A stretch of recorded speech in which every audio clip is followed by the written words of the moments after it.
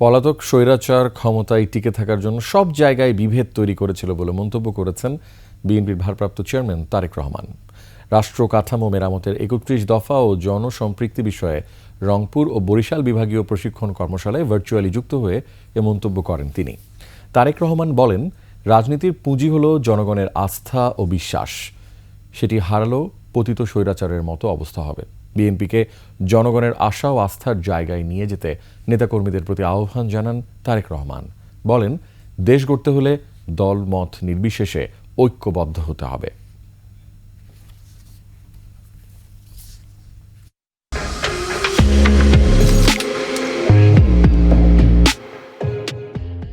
পলাতক স্বৈরাচার যেরকম ক্ষমতায় টিকে থাকার জন্য সব জায়গায় বিভেদ তৈরি করেছিল, সব জায়গায় বিভেদ তৈরি করে সমাজের ব্যালেন্স, দেশের ব্যালেন্সটাকে নষ্ট করে দিয়েছিল।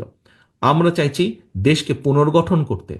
বিএনপির সামনে যে সবচেয়ে বড় সম্ভাবনা, এটিকে সফল করা সম্ভব একমাত্র আমরা যদি দেশকে ঐক্যবদ্ধ করতে পারি, সকল মানুষকে ঐক্যবদ্ধ করতে পারি।